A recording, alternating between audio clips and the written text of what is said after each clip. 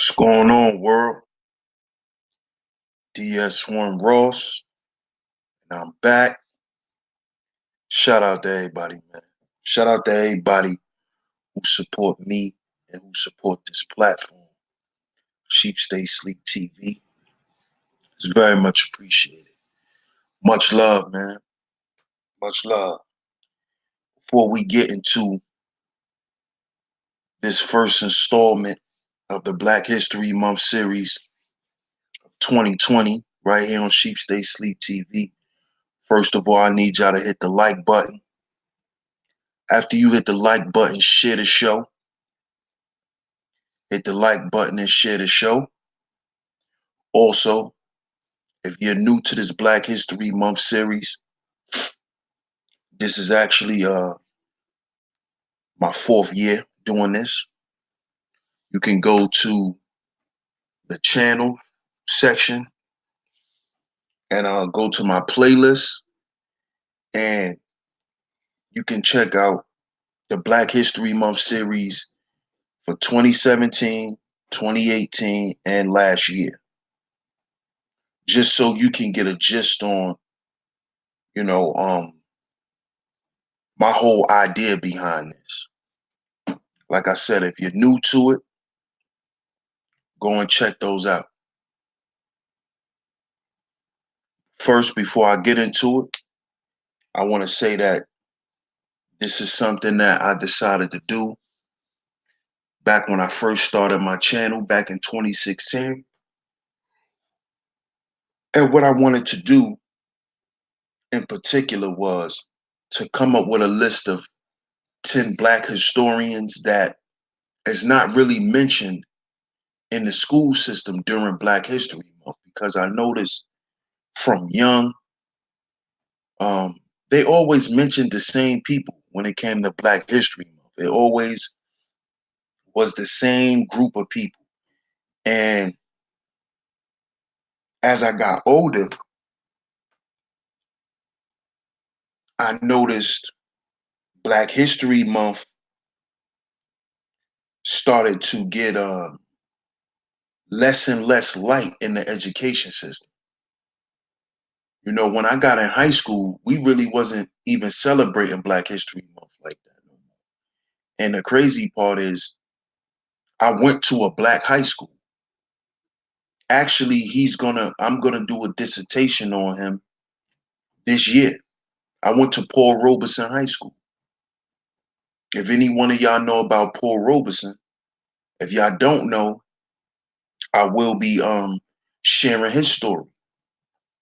But I went to Paul Robeson High School, and during Black History Month, with my years there during high school, we really didn't celebrate it. You know, we really didn't learn much. You know, nothing was really spoke about. Actually, it was only one teacher, and this was in, I believe, 10th grade. One of my English teachers, he was the one who really um, pushed our history and for us to learn about our history. And I never forgot that. And the crazy part is, he was a Black guy from he was from, damn, where was he from again? Damn, I forgot. I remember his name, but I forgot where he was. He was from Ireland. He was from Ireland. He was a Black Irishman. He was from Ireland. And it was, I was like, wow. But the first time I heard about the Moors was through him, because we read um Othello, and he gave us a lot of the history of Othello. Othello was a Moor. I didn't know that. I thought, you know, growing up, hearing about Othello, I thought he was just some fictional character. But that story was based on something that was real. And it was based on real people and real events. And you know, thanks to my 10th grade English teacher, Mr. Ewart, you know, he was from Ireland, like I said. You know, he actually made me more interested in the Moorish Empire. You know, so shout out to him. And like I said, I decided to come up with 10 freedom fighters every Black History Month that's not being talked about, that is not being celebrated. So y'all give me a second and we're gonna get into the first freedom fighter of the Black History Month for 2020. Just give me a second, y'all.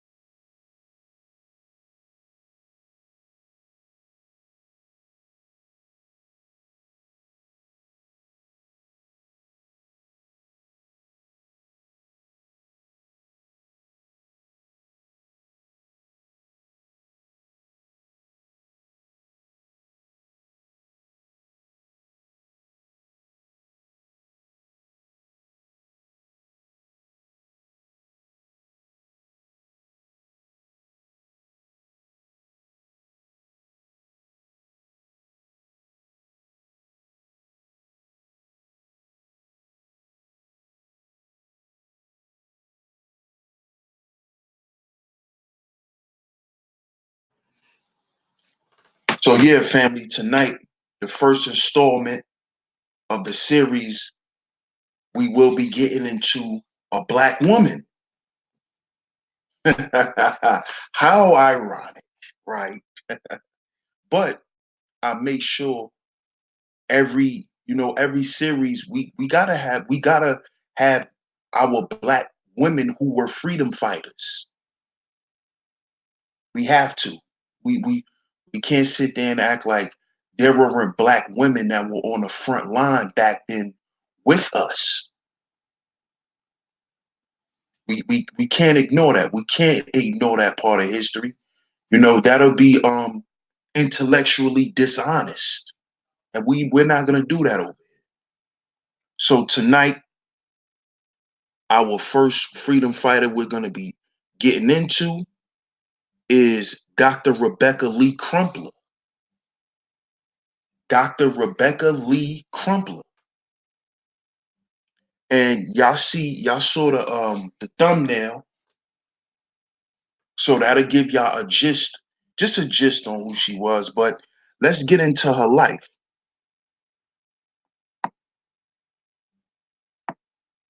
In 1831, Crumpler was born Rebecca Davis in Christiana, Delaware, to Matilda Weber and Absolium Davis.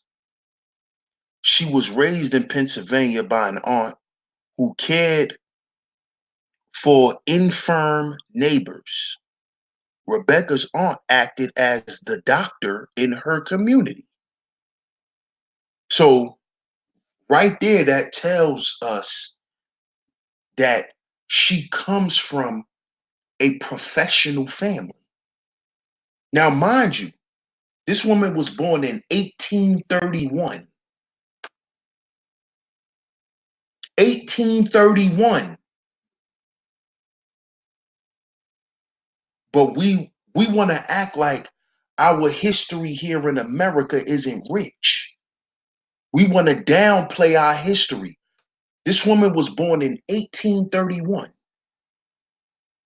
She grew up with her aunt, where her aunt was a nurse in their community and had a huge influence on Rebecca. Crumpler later attended the elite West Newton English and Classical School in Massachusetts, where she was a special student in mathematics. A special student.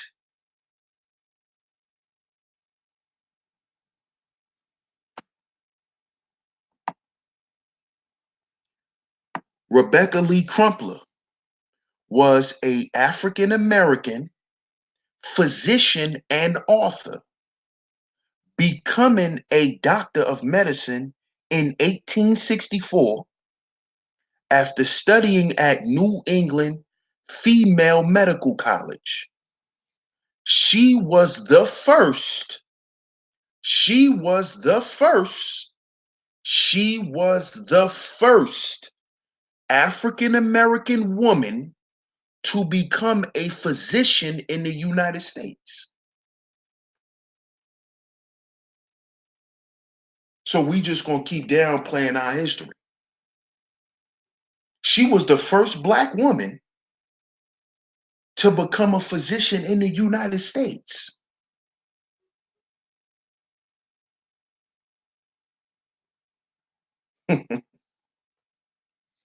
Rebecca graduated medical college and published a reference book, a book of medical discourses, at a time in history when very few African Americans were allowed to attend medical college or publish books.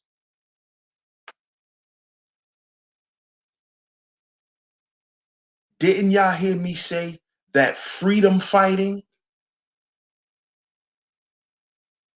trying to be free, is an act of rebellion? This woman was a freedom fighter. Just by what I just read showed that, of course, this was slavery time. And of course, what? This was a time where Black people weren't allowed to be great.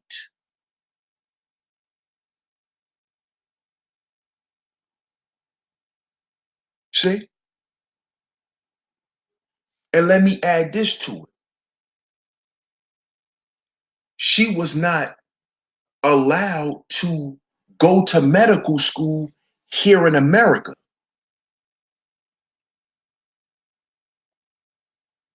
You see?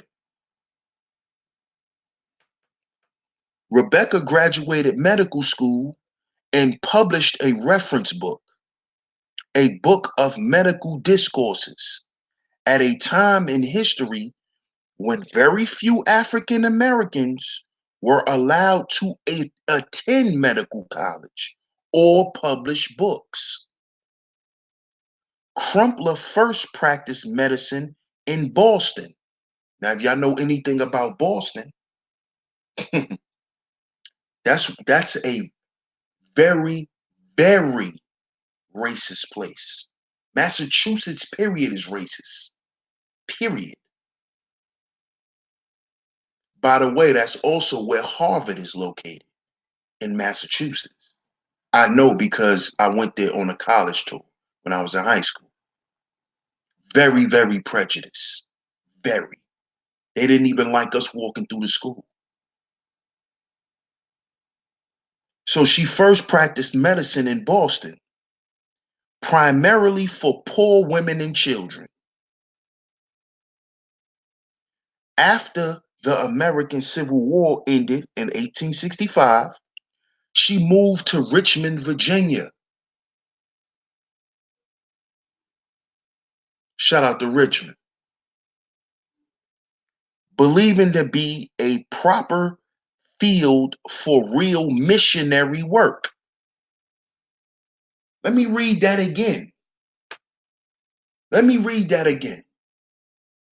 Because some of you Negroes don't understand why our people did what they did. They didn't just do it to have businesses.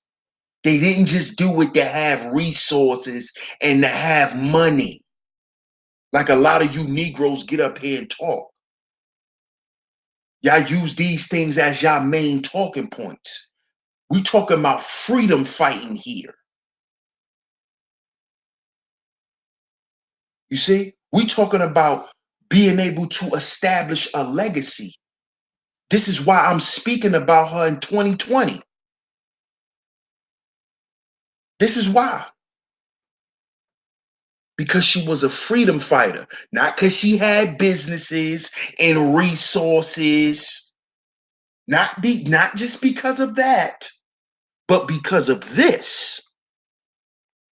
Crumpler moved to Richmond, Virginia, believing what? To be a proper field for missionary work. This was a mission for her. This was bigger than getting money. This was bigger than having a business. This is a mission. And to continue her focus on diseases of women and children. How many of you, quote unquote, pro-blacks even know about this woman? I don't hear you speak about Rebecca Lee Crumpler. I don't never hear y'all uplift any black women of importance, of valor.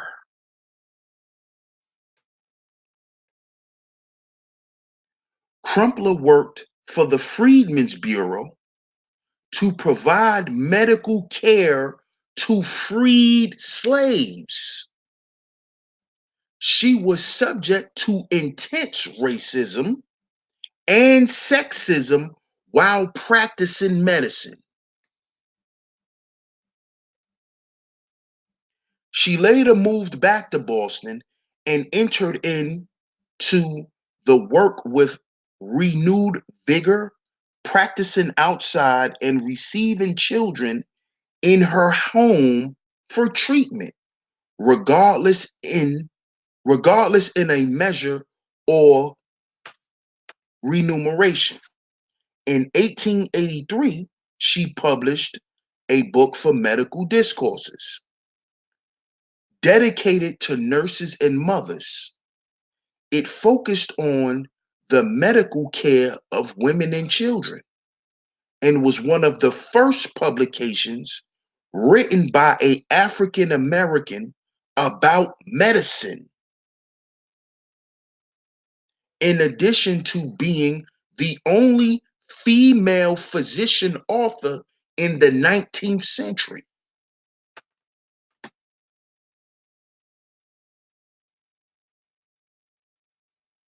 Y'all better stop playing. Y'all better stop playing with our history, man.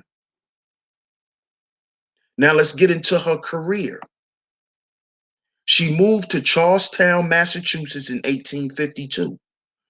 During the next 8 years, Crumpler was employed as a nurse until she was accepted into the New England Female Medical College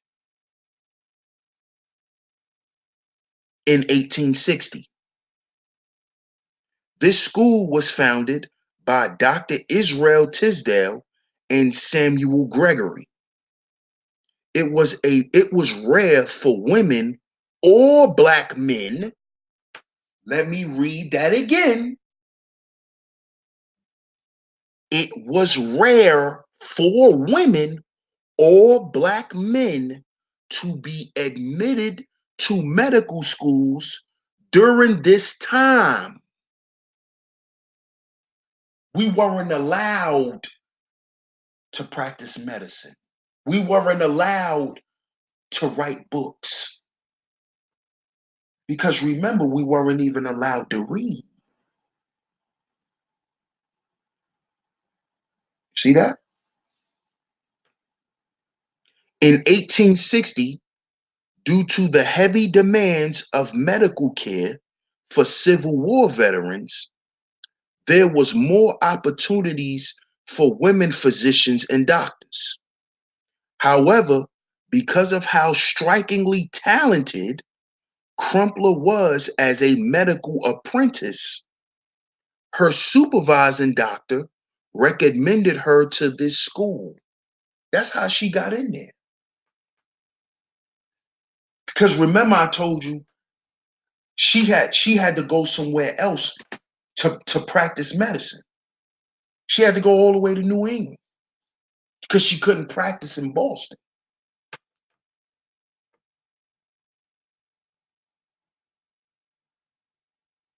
That year, there were 54,543 physicians in the United States, 300 of whom were women.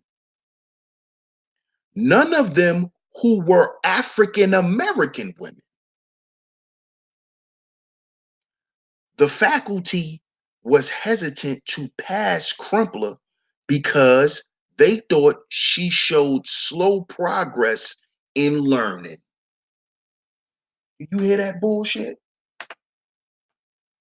Do you hear that? So they've been using these little terms and shit to label us, to basically hold us back.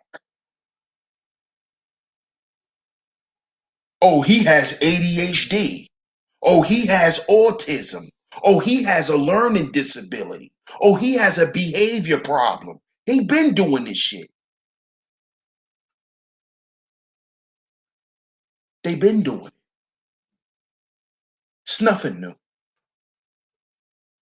Okay? This shit was going on long before Umar Johnson started talking about it. They ended up passing her, but they felt pressured to do so. Why was that? Because of her talent.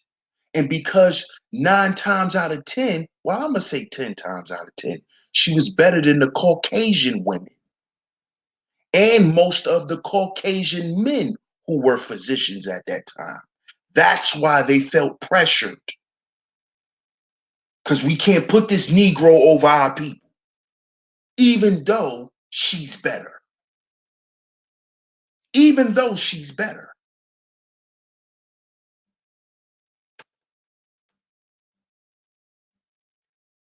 The doctors who Crumpler worked with while in medical school helped persuade the faculty to pass her. See this shit? Do you see this shit? So regardless of her talent, they was gonna still snip her. They still was gonna not let her make it. Not because of her talent, but of course because she was a black woman.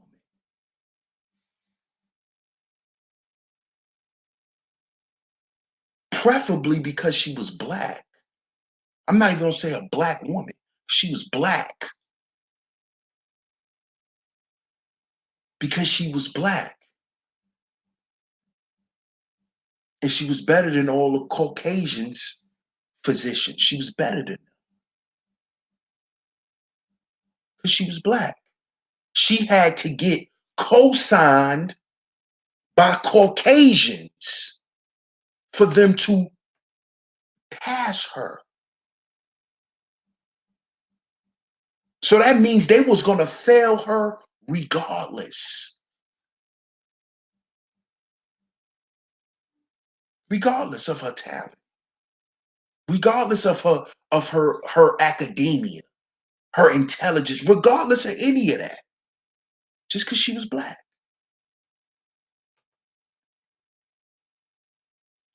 Lee Crumpler graduated from New England Female Medical College in 1864. Claims have been made that she was homopathically trained, means she learned at home, self-taught, self-learned, genius type shit, and gained a lot of knowledge from other pioneers in her field at the medical college. You see how they gonna try to throw mud on her reputation. Oh, because she learned at home and she watched other people and that's how she got to be good. They've been doing this. Trying to downplay her talent as if she didn't deserve to be where she was. See, this is nothing new, y'all. By the way, I'm not looking at the chat room. After I finish reading, I'm going to get to the chat. So shout out to everybody.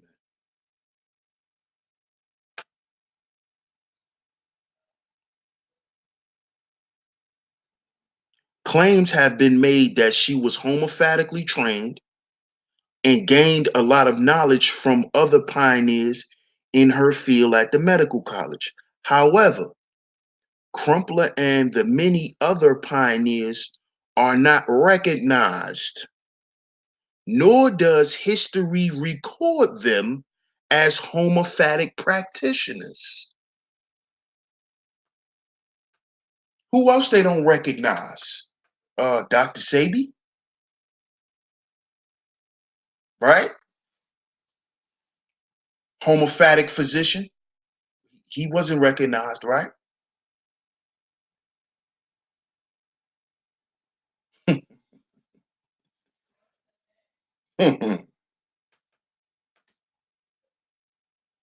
She won a tuition award from the Wade Scholarship Fund, which was established by the Ohio abolitionist Benjamin Wade.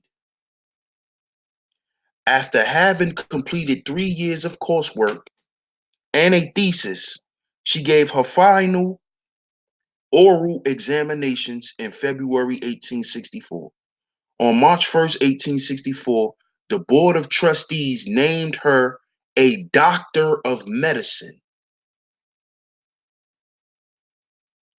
making her the first African American woman in the United States to earn the degree and the only African American woman to graduate from New England Female Medical College. But we sitting around praising Oprah. We sitting around praising Megan Thee Stallion. We sitting around praising Mona Scott.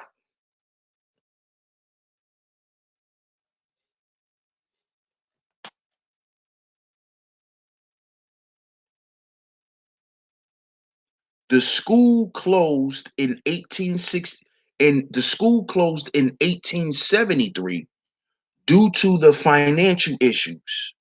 Due to financial issues, without graduating another black woman. Let me read that again. The school closed in 1873 due to financial issues without graduating another black woman. You think that was by coincidence? Or was that by design? Because remember, they didn't even want to pass her. They didn't even want to pass her. It merged with Boston University School of Medicine and adopted an exclusively homophilic allegiance. The school also staffed around 26 new homophilic faculty members.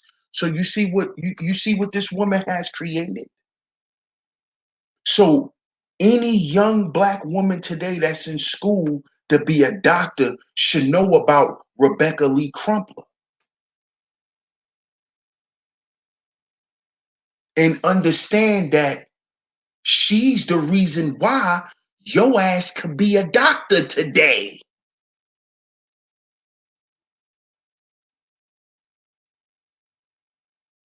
You see? Freedom fighting. Freedom fighting.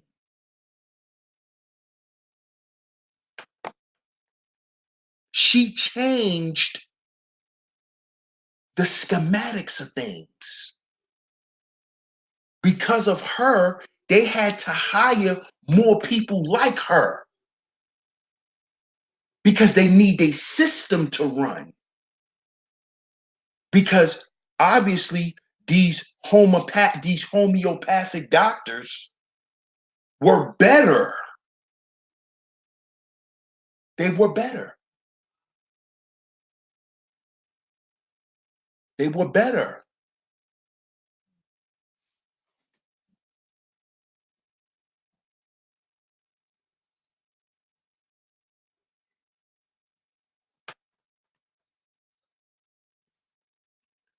Crumpler first practiced medicine in Boston, primarily for poor African American women and children.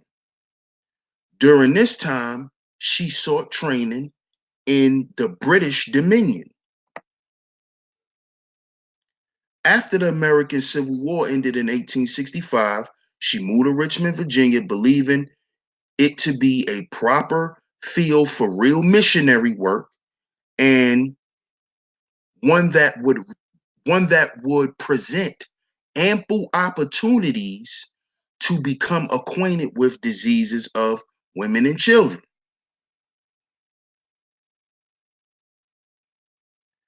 During my stay, there, nearly every hour was improved in that sphere of labor.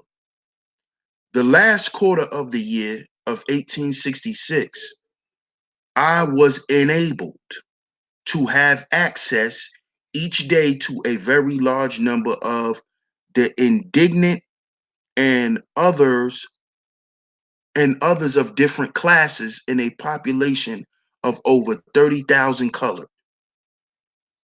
Crumpler worked for the Freedmen's Bureau to provide medical care for freed slaves who were denied by white physicians.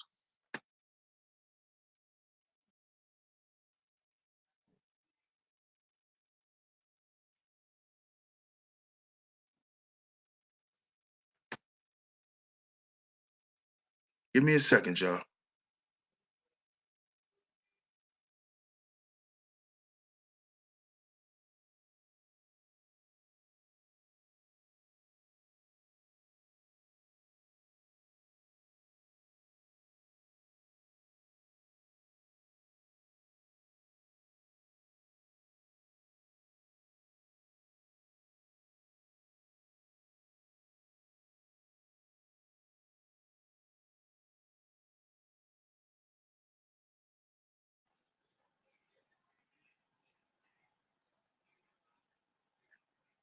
I'm back, y'all.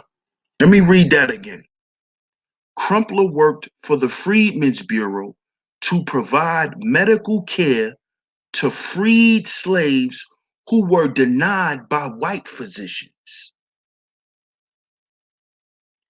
At the Freedmen's Bureau, she worked under the Assistant Commissioner Orlando Brown. She was subject to intense racism by both the administration and other physicians. Men doctors snubbed her. Druggists balked at filling her prescriptions. So the doctors didn't like the male doctors. Of course, they were Caucasian. They snubbed her and they didn't want to fill her prescriptions.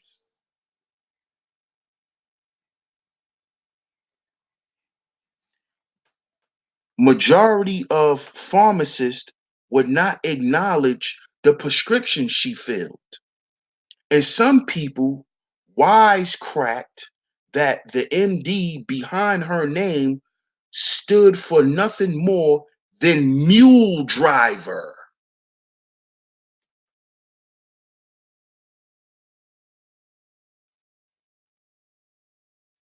Let me read that again.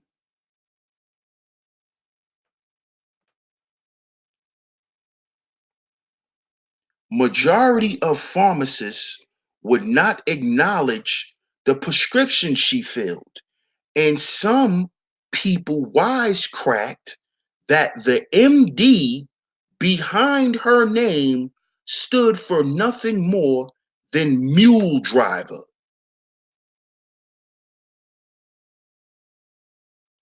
By the time she moved back to Boston, her neighborhood on Joy Street in Beacon Hill was a predominantly African American community. She entered into the work with renewed vigor, practicing outside and receiving children in the house for treatment, regardless in a measure or remuneration. Now let's get into her book, A Book of Medical discourses. In 1883, she published a book of medical discourses from the notes she kept over the course of her medical career. It was dedicated to nurses and mothers and focused on the medical care of women and children. Though her primary focus was on the health of women and children, which seemed to be influenced by homeopathy, she suggested recommendations for treating diseases without mentioning homeopathy. In her book, she did not advocate for the homeopathic approach, even though she was well aware that medicine was dangerous and could cause risk and harm. So this is nothing new. This is nothing new.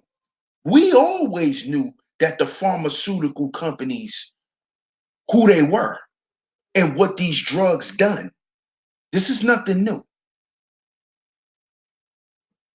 Home remedies and all of that stuff, nothing new. It's nothing. These were our traditions. We healed ourselves. Ladies, why don't you see if you can find this book? If it's out there, you know they revised it a million times. But I'm saying this because Black women are supposed to be the physicians of the household. And it starts with what you feed your family. Starts with that.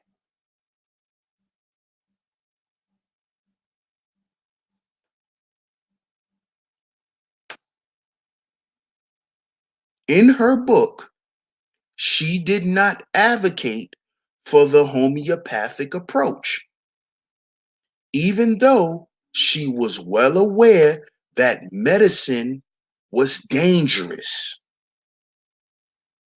and could cause risk and harm. She favored conventional amount of standard medicine usage and recommended many throughout her discourse. Her medical book is divided into two different sections. In the first half of her book, she focuses on treatment, prevention, and cure of infantile bowel complaints that can occur around the teething period until the child is about 5 years old. The second portion of the books mainly focuses on womanhood and distressing complaints from youth and mature women. Although the book was focused on medical advice, Crumpler also ties in audio, autobiographical details that contain commentary regarding to politics, social, and morality. Crumpler describes the progression of experiences that led her to study and practice medicine in her book, A Book of Medical Discourses.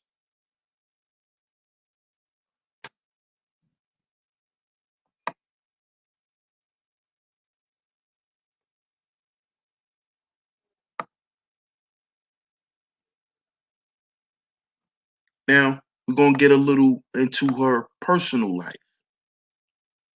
While living in Charlestown, Rebecca married Wyatt Lee, a Virginia native and former slave. Let me repeat that. She married Wyatt Lee, a Virginia native and former slave. They were married on April 19th, 1852. Rebecca was still a medical student when her husband Wyatt died of tuberculosis on April 18th, 1863. He was buried at Mount Hope Cemetery in Boston. Her MD degree was awarded under her married name, Rebecca Lee. So she didn't dishonor her husband. She honored her husband by keeping his name. In St. John, New Brunswick, on May 24th, 1865, Rebecca married Arthur Crumpler, a former fugitive slave from Southampton County, Virginia. What do they call the fugitive slave today? Ray Rays, Pookies.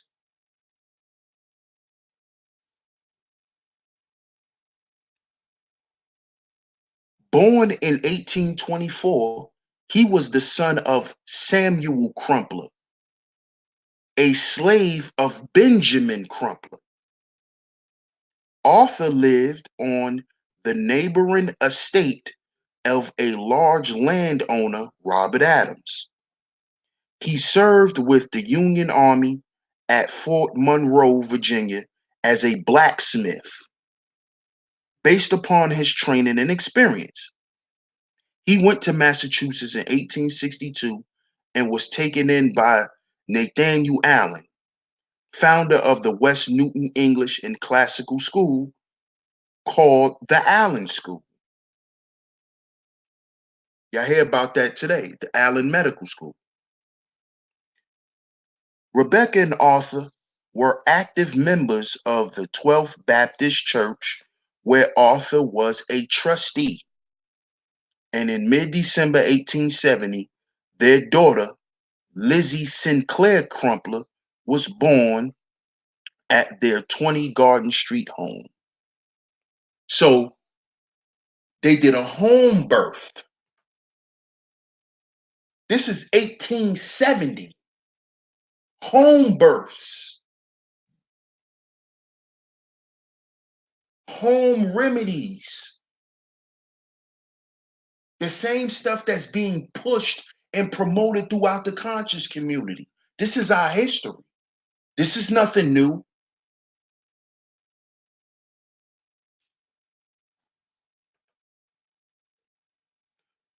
Crumpler spoke at a service for Massachusetts Senator Charles Sumner upon his death in 1874. She read a poem that she had written for him, where she touchingly alluded to his love for the gifted Emerson. By 1880, Rebecca and Arthur moved to Hyde Park, Boston. Although no photos or other images of Crumpler survive, a Boston Globe article described her as a very pleasant and intellectual woman and a great church worker. Let me read that again, because it seems like, let me save that. But let me read that again. Let me read that. Boston Globe article described her as a very pleasant and intellectual woman.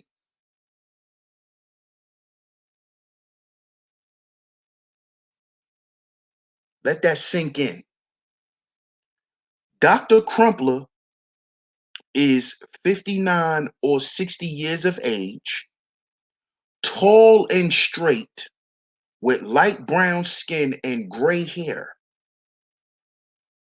About marriage, she said the secret to a successful marriage is to continue in the careful routine of the courting days till it becomes well understood between the two. Hmm. Wow. Let me read that again. She said the secret to a successful marriage is to continue in the careful routine of the courting days till it becomes well understood between the two.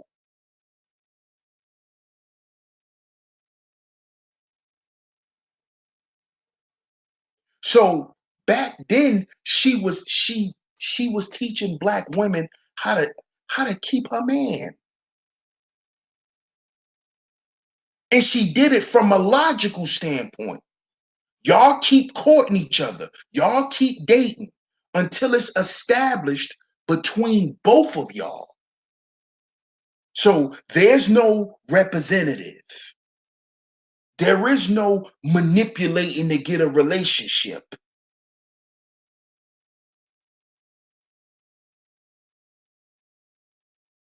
because it should be established between you both.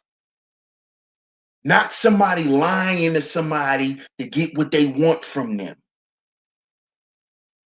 This is a black woman saying this.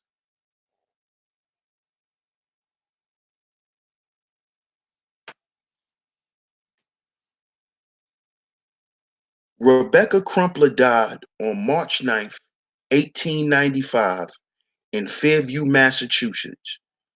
While still residing in Hyde Park, she and her husband, Arthur, are both buried at Fairview Cemetery, near the residence in Hyde Park.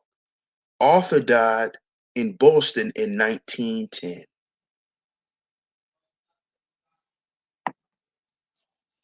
Now, her legacy, the Rebecca Lee Society, one of the first medical societies for African American women. This is Black excellence. This is Black excellence.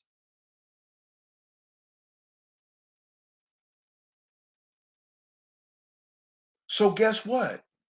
At one point, Black women were our allies because they made the conscious decision to be that.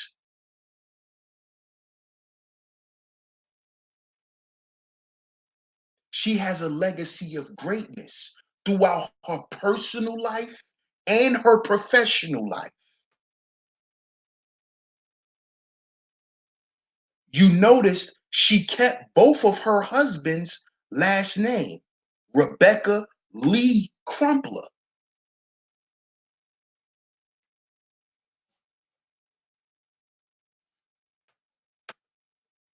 The Rebecca Lee Society, one of the first medical societies for African American women, was named in her honor. Her home on Joy Street is a stop on the Boston Woman's Heritage Trail.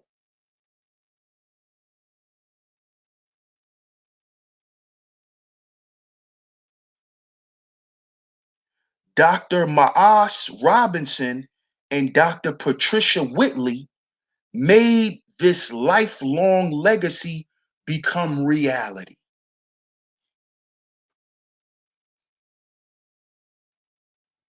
At Syracuse University, there is a pre-health club named the Rebecca Lee Pre-Health Society. This club is there to encourage, notice that word, to encourage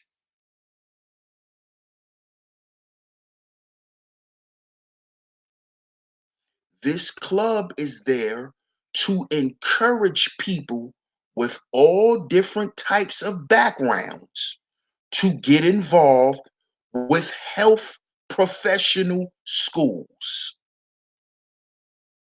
They offer mentors from all kinds of medical practices, workshops, and all kinds of resources to be able to succeed. Rebecca Crumpler she overcame, she didn't keep making excuses. She didn't keep blaming everybody else. She didn't keep talking about what happened in her life and how and why she couldn't do this and why she couldn't do that. She overcame and challenged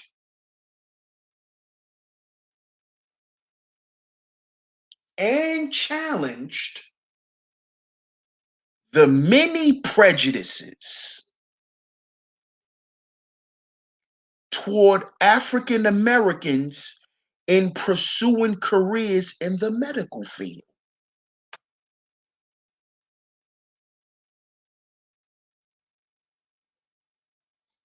You wonder why it's so easy for your ass to go and become a CNA now.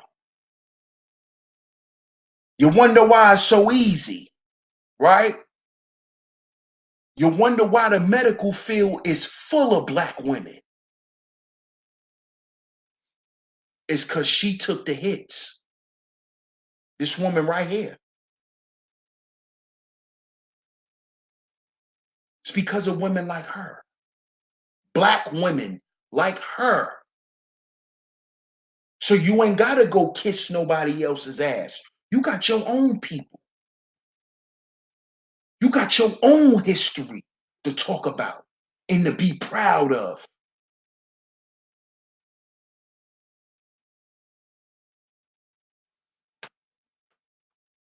Rebecca Crumpler overcame and challenged the many prejudices toward African Americans, not just women, African Americans,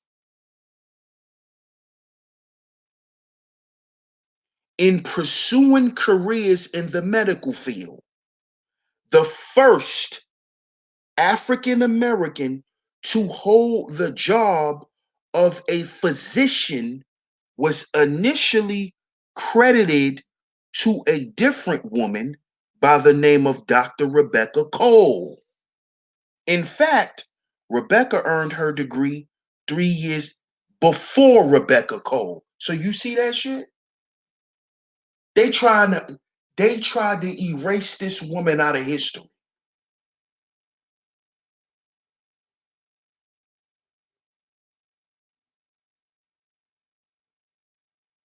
These are facts. So when you hear people speak about these things, it's not us complaining. This is real. It's been going on long before we were here.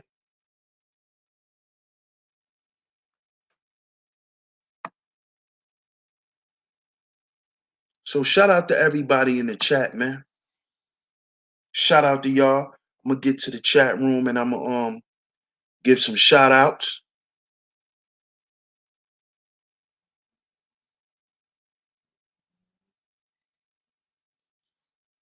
Shout out to my brother Kangster. Appreciate the donations, bro. He say for the heat, my G. You already know. Appreciate that, bro. You would like to donate, Cash App $Sheep Stay Sleep TV. Cash App $Sheep Stay Sleep TV. Like the stream, share the stream.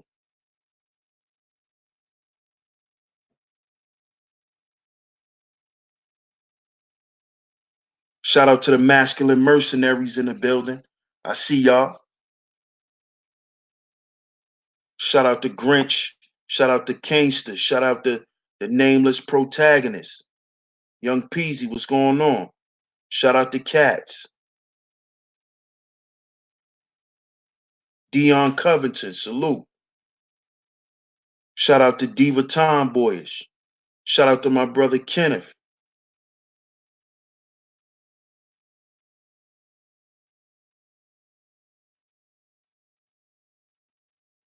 TRX.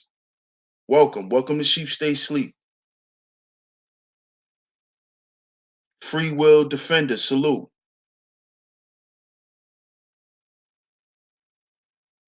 Shout out to everybody that's tuned in, man. Shout out to everybody that's in the chat. Shout out to everybody that's in the clouds. Hit the like button, share the stream. I will be back again tomorrow with the second installment to this Black History Month series.